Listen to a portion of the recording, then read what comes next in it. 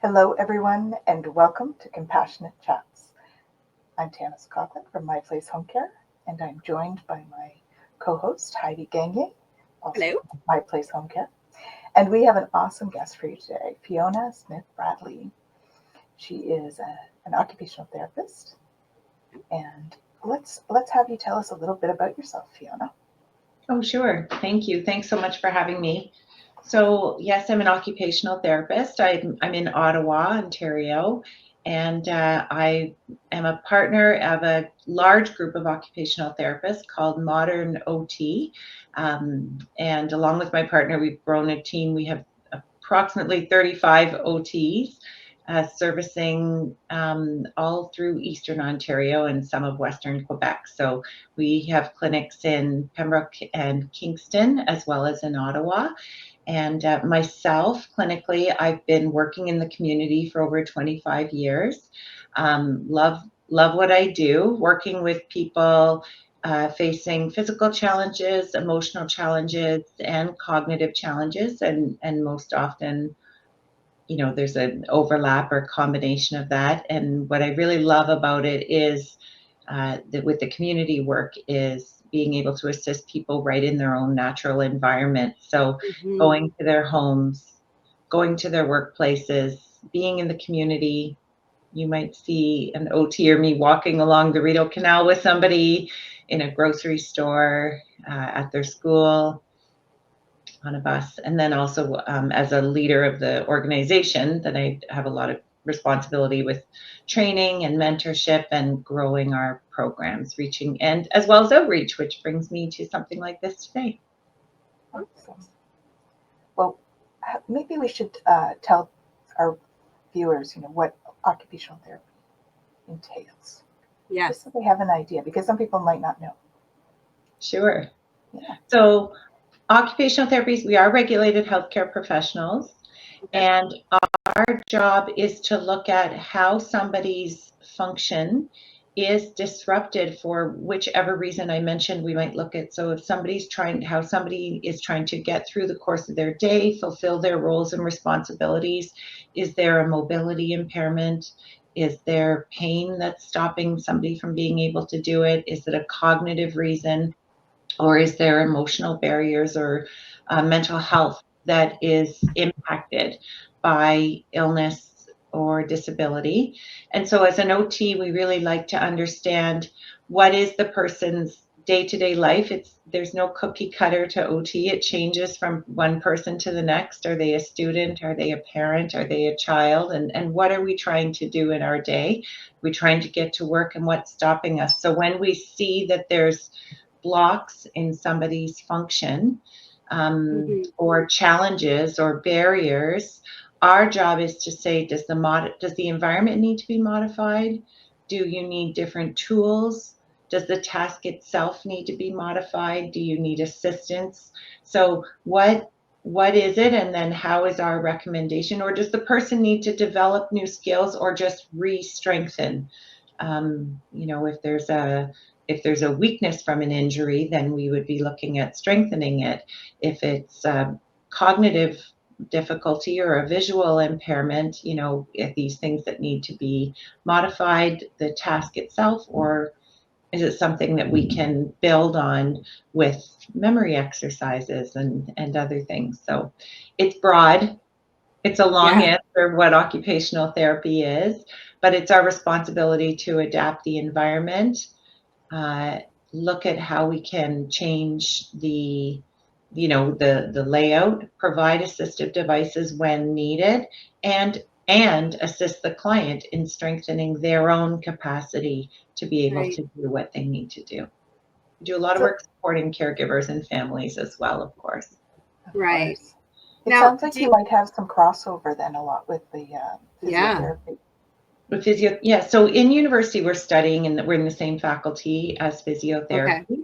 So the physiotherapist in a regard of an injury, say if there's a physical injuries, the physiotherapist might be really focusing on the joint mobility. An example, I'm pointing to my knee that nobody can see.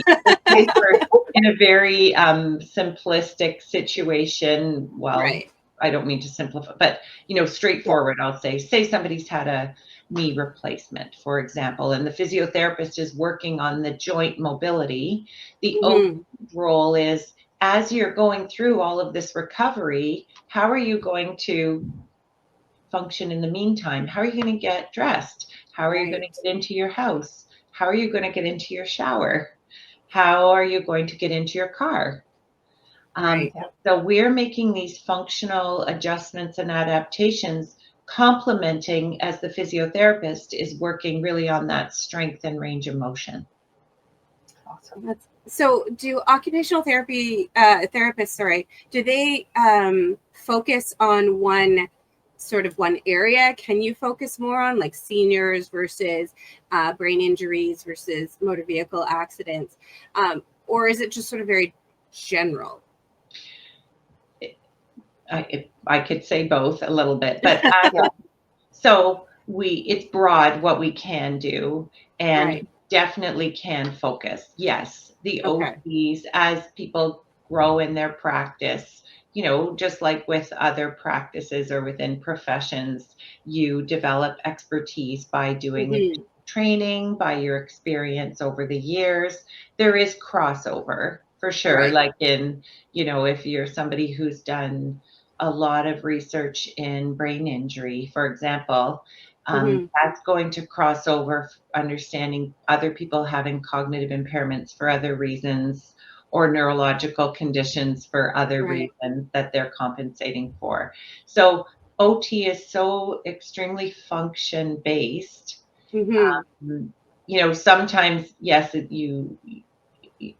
somebody will say, but I don't have a brain injury, and that's what your experience is. But you're understanding that for some other reason there might be an acquired problem within the brain. Maybe there wasn't a traumatic brain injury, thank goodness, but there could be cognitive impairments showing up for some other reason. Somebody could have they could be experiencing something like an attention deficit, ADHD. So that's not a brain injury per se, but it's an illness or a condition, that impacts all the executive function, all the brain, all the frontal lobe function, or they might be experiencing something like dementia. So you're understanding that there's an impairment of some, whether it's memory or attention, focus, concentration, all these different things, planning, perspective, you can draw on your knowledge from working with individuals with brain injury. Into that more focused topic, I guess it would be. So I was looking on your website and I was really, really interested in your cognitive therapy, because, our company, we do focus on dementia. So I was curious as to what kind of therapy could you do for cognition? So there's two big streams that you're looking at when you're looking at rehabilitation, and you're looking at what are we doing to remediate the problem? So is it something that we can strengthen and develop new neural pathways? So by giving people new ways to lay new neural pathways of the brain to try to strengthen, or are we looking at compensation so that people are functioning very well, but they're now functioning very well with maybe some different ways of doing things, like using lists, using reminders effectively. So our treatment plan would still involve understanding whether the person is in a condition that we need to look at really strengthening it from compensation, or if there's something that we're going to be able to restore memory. Dementia is challenging because it's a progressive degenerative condition.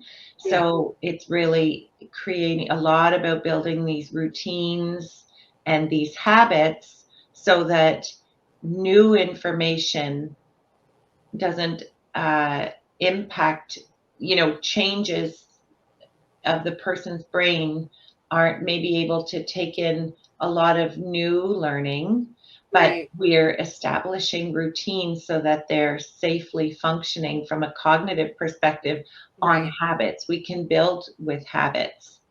So Right. learning to, yes, this isn't somebody who ever wrote anything down because they had this amazing memory, and Yes. that's a harsh reality for people to but if we can get to that of repetition to use how to use the notepad or whatever is or if it's technology, how to use that tool. So the OT would practice with that whole repetition of the tool so that Right. the individual is going to the tool Right. and not sitting saying, I don't know what's on today. They know where to check every day the calendar because we build Right. that habit. I'm just giving an example. That's very interesting. And it's funny because I mean, I used to think, oh, I have a great memory. I remember everything, like, to the point of frustration, honestly. Sometimes I would remember things and nobody else would remember it. But as I've been aging, while I still have a decent memory, I rely on Post-it notes at work Yeah. all the time. Like my screen Yeah. is covered with Post-it notes. Mm-hmm. And I have built that routine. And so then I see the Post-it notes, I read it every day, and it becomes then ingrained in my memory, and it's a routine. And so eventually I could get rid of that Post-it note for the most part. But again, it's that routine of every day I sit at my desk and I'm like, oh, look at that. Oh yeah, I need to remember to do that. Oh yeah, so that repetition and that routine is important, even when I had a fantastic memory when I was a little younger. That's right. And OTs will look at what are their habits? What are the Mhm. family habits? What supports are already in place? So that we can really customize these kinds of recommendations so they work personally for people. So two people with the same maybe medical condition won't Mhm. necessarily receive the same recommendations from an occupational therapist because it might Right. not two different things might work if somebody's living alone versus if they have a support person Right. in place, or if they have a group that supports them or professional support in place. Right. And then we can maybe put something in place that has more more practice. They have an opportunity to practice things. There's so many factors, as we know, impacting also the person's health, their socialization, their mobility Right. in their environment, in their home environment, their nutrition, Well, and like you Nutrition said, even, eh? health. Yeah, well, brain health, Right. are they eating regularly? Do they have an eating routine? What can we base around those kinds of habits? Right. Wow. There's a lot of puzzle pieces put together mm-hmm. Right. Yeah, into that. Because I noticed you generally do an assessment in home, or if it's work related. So that is automatic, right? That's just, you always do that assessment, because how else are you going to design a program for of them? course. Yes, the first visit has to be an assessment, and the truth is I would say, always assessing. Yeah. Because Right. you are trying things sometimes with clients to see, does this work? And if it doesn't work, then that is still, there's a level of assessment to that to say, okay, that worked, let's build on it, or that didn't work, but we're not one trick ponies here. We do have Right. other accommodations and ways we can try things. Some people are auditory learners, some people are very visual, and you get Mm-hmm. better retention with more visual or more audio or less distraction or more repetition. So you just have to, we're always assessing, but a formal assessment really does need, I mean, we do have to start with an assessment for sure. Right. So you know what you're starting, what you're working with, and everything. Absolutely. So are you a private pay company, or are you working with like the local health? Yeah, so at Modern OT, our services are not covered by OHIP. No, we're not affiliated with OHIP. There are occupational therapy services provided through OHIP. It's a different process, I guess, and there's other service providers. But when we are involved, it's when people are either paying privately for the services. So maybe they've gone through an OHIP process and they'd like more therapy. We see that often actually with stroke rehabilitation as well for people. So Mhm. there's quite a good provincial stroke program, but there is an end to it because it's not available forever for everybody. That's to stretch I get it, like the government dollars as well. And then but people really want to continue on making some progress that they've made. So in Ottawa, with a lot of public servants, they're very fortunate. They have some coverage, which includes Yes. occupational therapy. So that's a way that other people can receive funding. We do a lot of work with veterans as well, and they, have funding. So it depends on other people's funding if they've been in a motor vehicle accident, had a work-related accident, have a pension, extended health plan. Those are other ways, but ultimately, yes, it means an insurer is covering it, or the individual is co-paying with an insurer or paying for the Right. therapy. Mm-hmm. And do they need a doctor's recommendation then for you, or a doctor? No, unless their specific insurance policy stipulates that. Right. Yeah.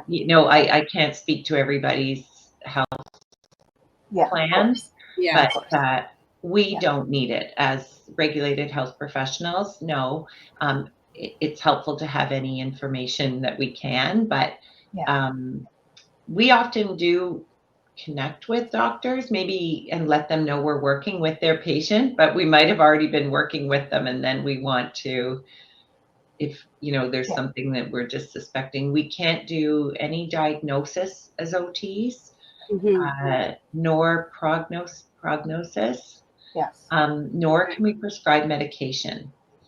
So if we're wondering if medications are, questioning whether medications are competing with one another or impacting somebody's function in any way, then, with the client's consent, we can reach out to doctors. It's very nice to collaborate with doctors, physiotherapists, social workers, nurses, support workers, personal support workers. So we can be making kind of, working really collaborative, and family members understanding what people how it's going, and how we can improve their therapy. Right. So because we are a home care company and we do specialize with senior care, I have a question. So again, reading your website, and you were talking about home safety assessments. I was wondering, as a loved one of somebody who I may be concerned about, what are some of the early signs or warning signs that I could notice that I might see in my loved one that I might be like, maybe we should, maybe we should see about getting some help. What sort of things could we look for as a loved one or caregiver? For sure. That's a great question. There's a lot. I'll try to really hit some high notes on it. If you're in that person's home, if you're noticing that there's a lot of, maybe, let me think how to say, like trip hazards in the home. So if you're worried about the person's, or you're watching them do the stairs and you see the person seems to be taking precautions to avoid falling. One of the biggest risks associated with people's health when they're home is falling. And a really good indicator that not everybody knows about for a fall risk is that the person is actually afraid of falling. So they're trying to, because instinctively we as people know when we need to take an extra precaution. We walk slowly on ice when we know that it's sheer ice. So somebody who's moving very cautiously around their home, or they're neglecting risks of opposite, they're neglecting that there's really is a fall risk and they're not doing anything about it. Those are good warning signs. Okay. Hearing that somebody's socialization is reducing. So because socialization is a really important part of our health when we're well, always, but when we're aging for sure. So Mhm. if you're hearing things like, oh, well, I'm not going to that anymore. It's a lot for me to get there, or I let that go because it's winter in Ottawa. Mhm. Those are really good warning signs to say, let's take a look at what mom or dad or somebody, our loved one or our neighbor might need so that they don't end up socially isolated. Do they need more support at home to make sure they get Right. that isolation?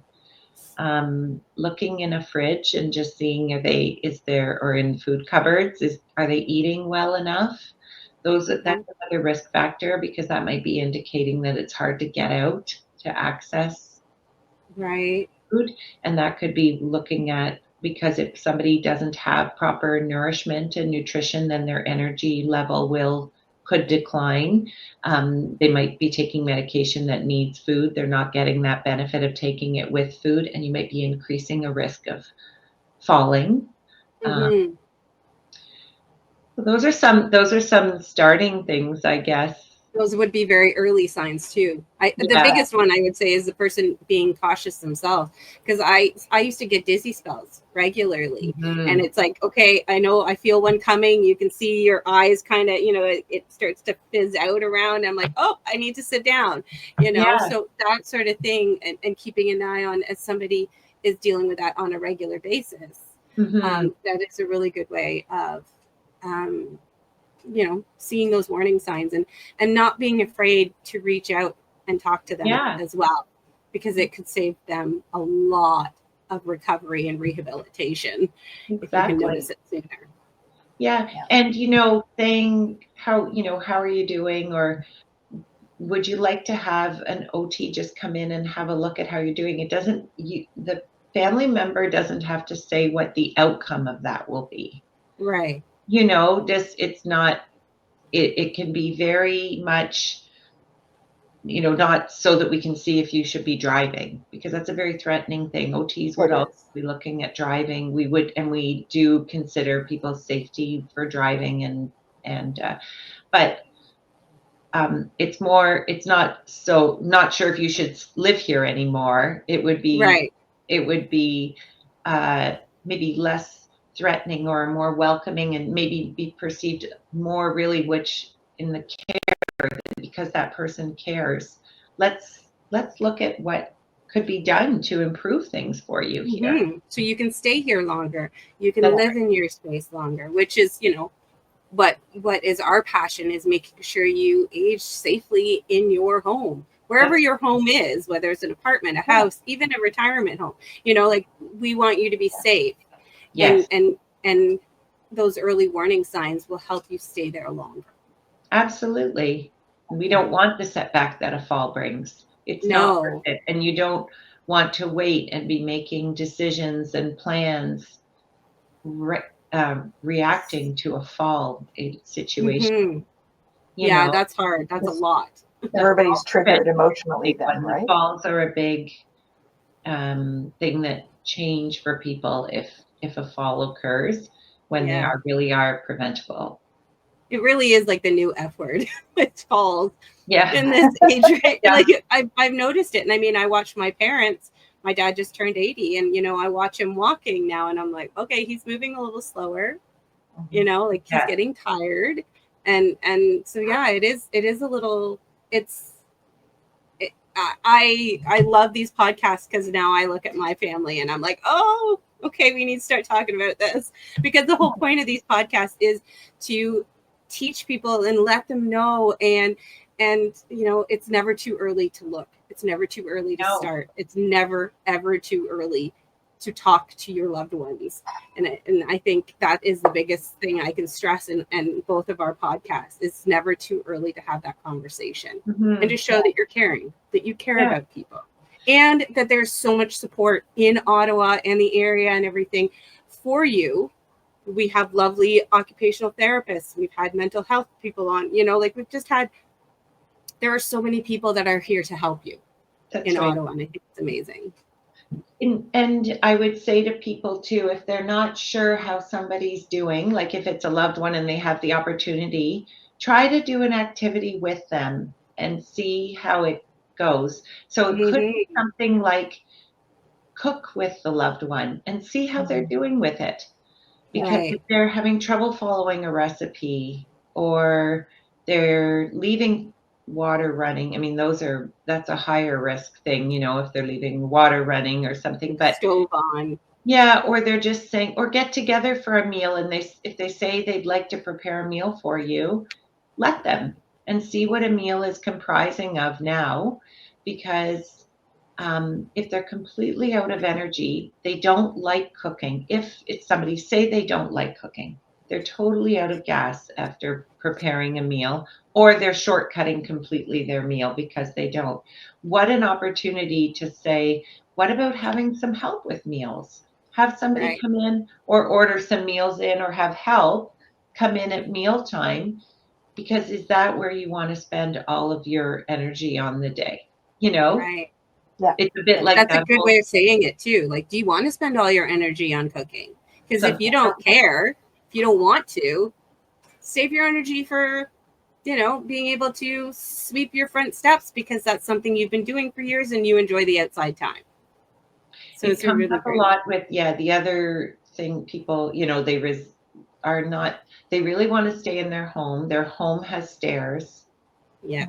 The recommendation might be a stair glide so Yeah. that they're Mhm. not using the energy on the stairs and also removing the fall risk of the stairs. Right. But they think they don't, well, then that's a big, well, one expense, of course. Mhm. Yeah. Of course, that's an issue, the expense of it. But the other thing is, oh, well, I get my exercise on the stairs. And I say, okay, that's great if you can safely go up and down the stairs. But what does that compromise? That's okay if that's how you want to get your exercise. But then what are Right. you not doing? Because you're telling me you're not going for walks or you don't have the energy for this. So is that what you want your day-to-day life to be? Is that we have one tank of gas in the morning until we rest again, unless we get a recovery in the afternoon? Is that where you want your big burn to be Right. on your day? Or would you accept having a stair glide so that going up and down the stairs isn't what depletes your energy at the expense of doing something that you really do enjoy more than climbing the stairs? That's a really great way of thinking of it and helping people Yeah. kind of move past that. I'm fine. I'm fine. I can do the stairs. It's fine. It's where I Right. get my exercise, because that is like the perfect example or perfect Yeah. Yeah. excuse for somebody. Oh, I get my exercise on the stairs. Okay, but Yeah. so Yeah. that is a really great way of letting of encouraging somebody to look past that stubbornness, I guess, would be a Yeah. Well, term. their resistance to change, And right? in those Yeah, situations, we're not saying they can't do the stairs. I'm not arguing that they can or can't that's do the right. stairs. I'm looking at the impact on the rest of their day of doing the stairs, as well as the fall risk. I do look Yes. at the risk, obviously, their safety.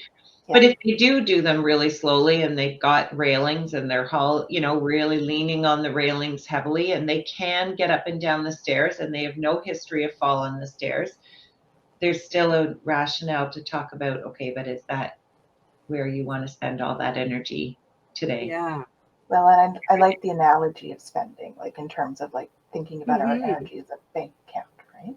Where do Mhm. you Right. want to put that energy? Where do you want to deposit the energy into, right? Well, Right. yeah, Is it, especially if it's somebody who likes to cook or something, but they've yeah, gone up and down the stairs 3 times today and now they just don't have the energy to cook. So instead of making a nice meal that they love to do, now they're just going to eat a ham sandwich Yeah. instead, you know?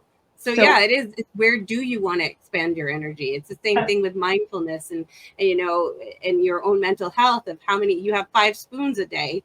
Do you really want to waste a spoon on climbing up and down the stairs, or do you that's want right. to, you know, do you That's want to right. use that spoon to go out and have coffee with your friends? That's right. And OT, while we are very personalizing for each person, when we are assessing and working with a client, we are looking at 3 big domains of occupation within our practice. So Okay. it's the person's self-care needs, so their Right. ability to take care of themselves, or what do they need for their self-care, their productivity. Humans are driven by being productive. So the things that we need to do or that we're doing, with purpose. So that's going to vary. When we're working, it's easy to say that's our work, but that could be our grocery shopping, that could be our bill payments, that could be meal planning, could be cooking, cleaning. So our productivity and our leisure. So where OT is always looking at how is this person's life balanced across self-care, productivity, and leisure. And we're looking at that so that it's not all productivity, no leisure. Now, as people are seniors, we will go through times of our lives where there's more leisure, less productivity as well. That's wonderful. As a working person, I look forward to someday having. But I know that in people still in their take up projects, volunteer. If they're retired, that's not the end of their productivity life. No. And then sometimes their productivity also turns into a leisure item, like my husband when he gets to mow the lawn. It's productive, but it's also a leisure activity that he loves doing. So that's right. There can definitely be crossover, hopefully, for all the years we spend in our job. I love my job. It's not there aren't components that don't give me out of it, but a leisure. But of course, it's a productivity driven. Right. In the domain of productivity. Yeah, for sure. So one of the big things I've seen in my time at My Place Home Care are walkers. A lot of our clients have walkers. And of course, I know in the assessment of the home assessment, you're going to look for loose carpeting because walkers, and if somebody has a walker, that is very dangerous. But I've noticed that some people have had a wheeled walker and others have non-wheeled walkers. Why? What is I feel a wheeled one would be so much easier than having to lift a non-wheeled one. But what is what makes them different besides no wheels? Their purpose. I think it's also a fall risk for some people that are with the wheels. Some of my Parkinson's patients that I've had. So the wheels might be a fall risk for them because they lean forward much that they might fall with the wheels. That's right. If it's that the walker, the risk that Tanys that you're referring to, exactly that is. So a walker, we would call it sometimes a 4-point walker. So no wheels. A walker without wheels is used when somebody really is transferring almost all of their weight down onto that walker and then stepping forward, with it. So you don't want that walker to get away from you when you're doing that. So the wheeled walker provides stability, support. It does provide balance, but the person is, with each step, they're still holding, there's there's quadricep muscle engagement, and they are still able to continuously walk with the walker as a guide for them. So it offsets. And then, so really the stationary walker is when people are really leaning quite heavily across the walker.